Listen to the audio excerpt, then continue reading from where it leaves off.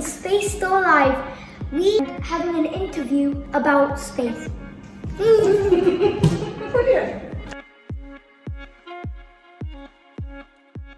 Hi everyone, welcome back to Kids AM. My name is Leah and it's good to have you back. This week we are joined by author Sue Palmer, and she has written 2 books so far in a trilogy called Maze Moon. I've got them here, we sell them here at the Space Store. It's about a child astronaut, which is very exciting. We'll hear more about that in a minute. But she also teaches workshops on writing, creative writing with children, and so we're really pleased to have you today. Thank you, good to be here. Thanks for joining us in the shop. I just thought we'd get to know you a little bit better. We had a really great series shown on Kids AM and Space Store Live called Story Starters, which Sue shared with us so graciously.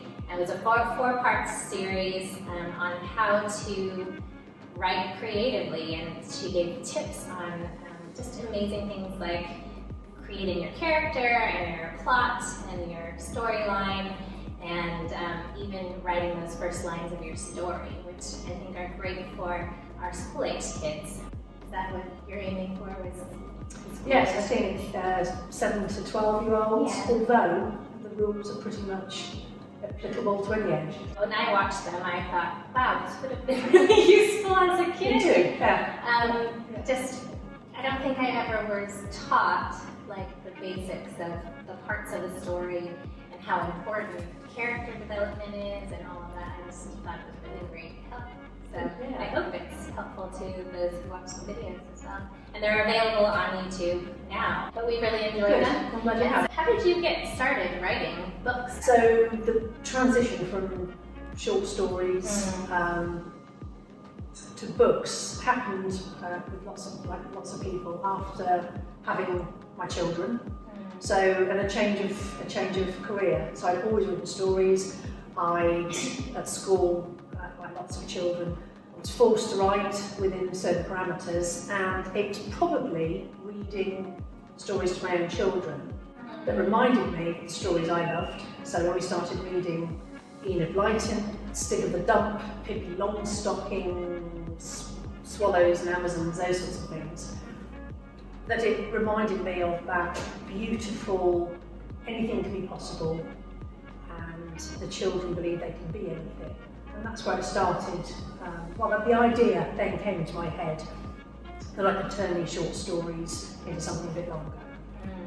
So that was the starting point, and then it was to see whether I could. And when my younger son was in year 3, we went to the Science Museum in London, went to the Exploration Space exhibition, and as well as being blown away by the science, probably for the first time for me, I think at school my knowledge was a little bit about the solar system, that was it.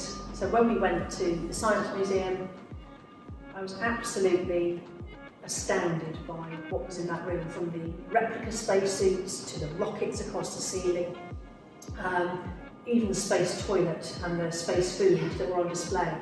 And the group of children I was with at the time were probably split down the middle. Some were absolutely taken in by all of this hardware, software and the stories of the astronauts, and the other half wanted to go downstairs and see the other exhibitions. And there was one child in there who was captivated by it, made me think about what if a child could go to space, what if that would be possible? And that was the little kernel of a story that I played around with for probably 6 months or so, and before I started to write Maze Moon. Yeah, and then so how long from the time you sort of had that spark in your brain to the time of actually finishing the first draft? Probably too long. If you were, I've become faster at writing, or better at being more efficient writing. That first one took a long time because I wanted to create a story that had lots of facts in it. So my eldest son loved factual books, and there was so much good material that I saw and that I started to look into, that I wanted to include that. So for those children that like facts, that like science, there's something in there of interest, and it's realistic, even though it's fiction, obviously, it's realistic. So there was that research, and I was starting from a pretty low benchmark of knowledge, so that took me a while. And I'd never written anything longer than probably 30 pages, and I was trying to write something that is 170, 80 pages. So that was a challenge. That's a huge challenge. So to answer your question, it was about 6 months of writing, but then it took me about another 6 months of editing to get it into that sort of, yeah. What did you enjoy about that writing process? What did I The enjoy? research, is it the character development? I think, so to start with, it was the space information. So I had an idea about a child going to space, and once you've got over the fact that that probably will never happen, and that's the start of the story, it was then about putting Michael May into situations that would test him, that were realistic, that were like astronaut training or like the process to become an astronaut. So I really enjoyed the research. It also made me, I decided to go speak to astronauts, or to try and listen to astronauts. So I went up to Yorkshire and listened to Scott and Mark Kelly deliver some seminar on their experiences, very, very different, but amazing. And then Chris Hadfield was at the Cheltenham Literature Festival, so I got to speak to him about his experiences.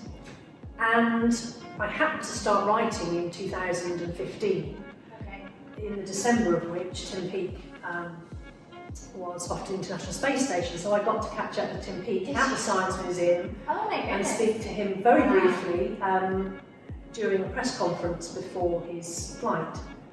And just listening to the real astronauts talk about their experiences, their dreams, gave me quite a lot of inspiration for Michael's character, what you have to be like to follow those dreams. So I enjoyed the research. I'm very much a getting into the writing kind of person, and I'm probably not so keen on the back end, which is teachers would argue and editors would argue the most important bit, which is the final editing of the book to get it into that state. Yeah. That's what you want, so. Yeah. So did you do all the editing yourself, or do people have outside editors? Yeah, so I had a... Ask people. Yes. I don't know the process. No, well, I imagine it's different depending on whether you're self-publishing or whether you have a publisher. So my publisher has a team of editors. So once I thought it was pretty perfect, I then sent it to them. And then a bit like in school when your children get a piece of work back and it's got green, I think it's green, colouring on it to make their edits. I got back the document with, I can't remember, something like 2,000 edits. Minor mistakes, grammatical errors, because my grammar's not perfect and I'm learning all the time, and also tips about how to make the writing better. So better use of words, cutting out sentences which, when you've written them and you've spent ages thinking of that sentence, feels really hard to start with. It's much easier now for me, but getting rid of unnecessary words and cutting it back, particularly for children's fiction, because they want the story, the action, kind of. yeah. So that was hard, the editing.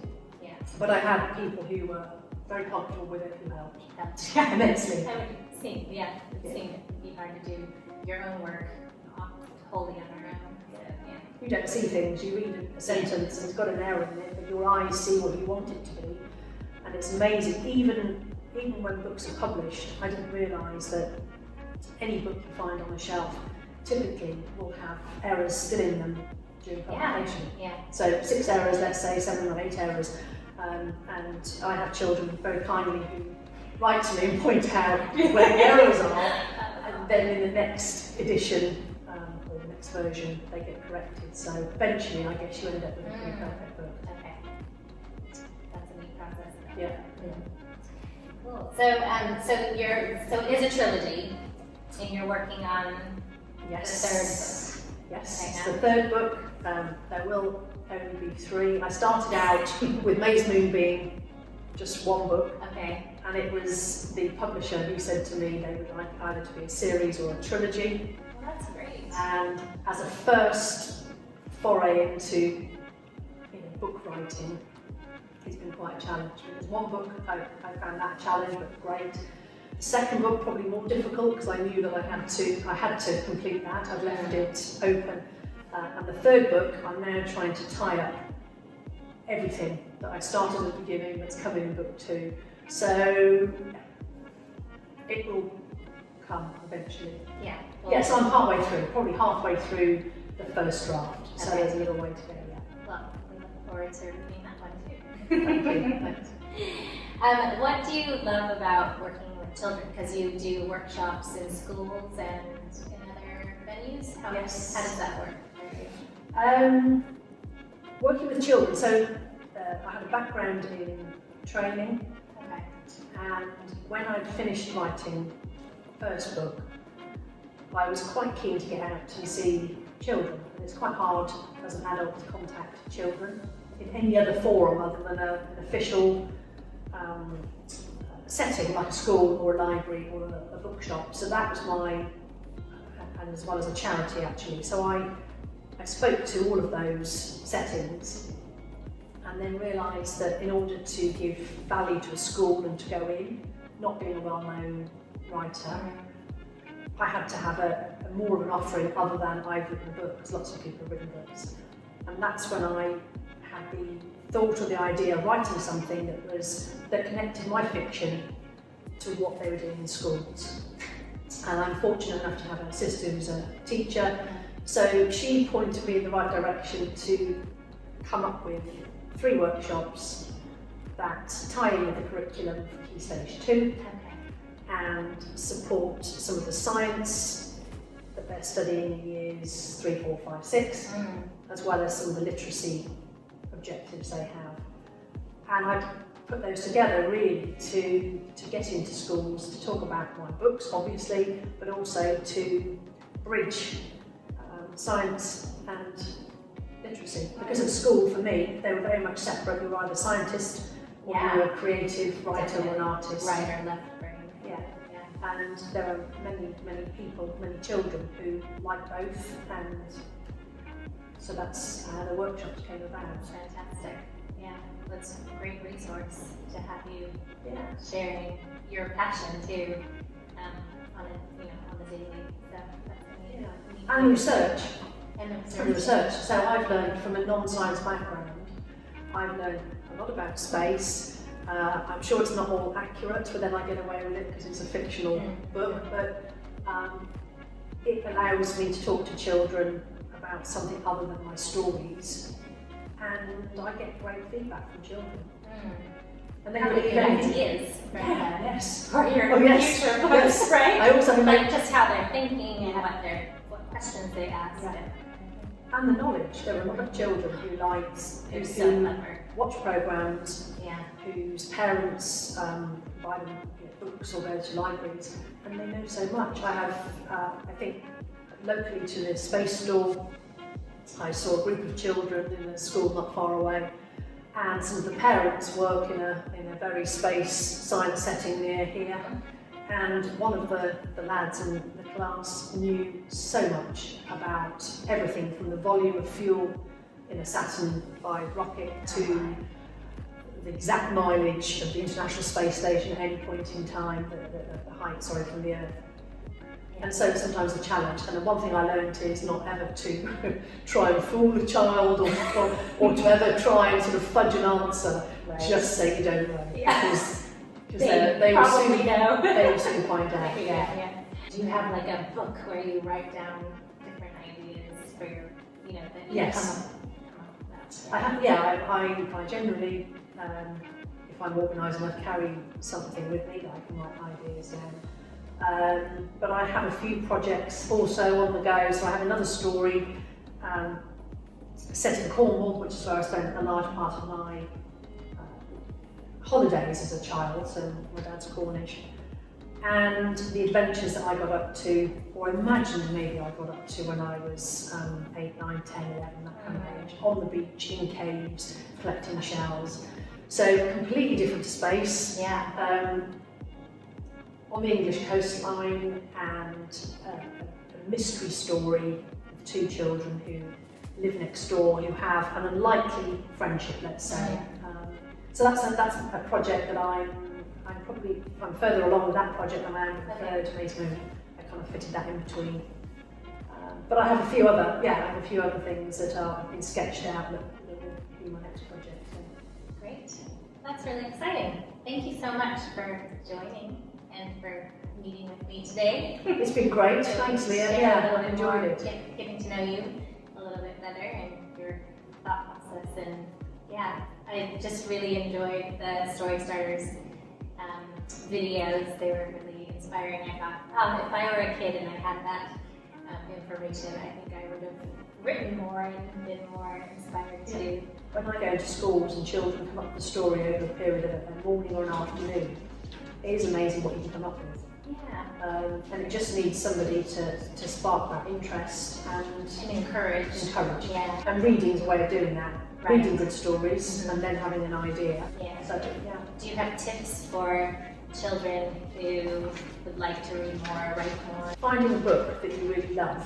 So at school, often you've got a class book. Not everybody likes their class book, but you need to read it as a class because teachers don't have the resource to be dealing with everyone reading a different book. But if you find a book that inspires you, and read everything by that author.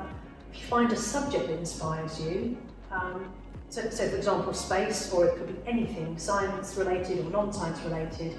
So my elder son loved dogs and read every single sort of factual book and then fictional book about dogs. It doesn't really matter, I don't think, what you read.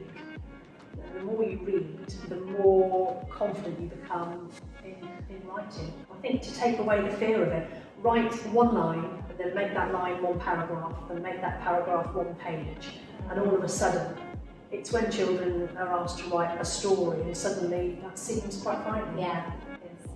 So having a go and keeping a notebook of all your ideas, and if you want to write a story, you've just got a bank of ideas there already. Yeah, that's great. So thank you, Sue. Thank you for joining us today at Space Store and for Space Store Live and Kids AM. Thank you for your work with Story Starters and sharing those videos with us. And we hope that you'll tune in to our future videos on this channel. And check back with Sue's Story Starters as well. Thanks for joining us, and be sure to subscribe to our channel, Space Store Live, and join us on our next Kids AM.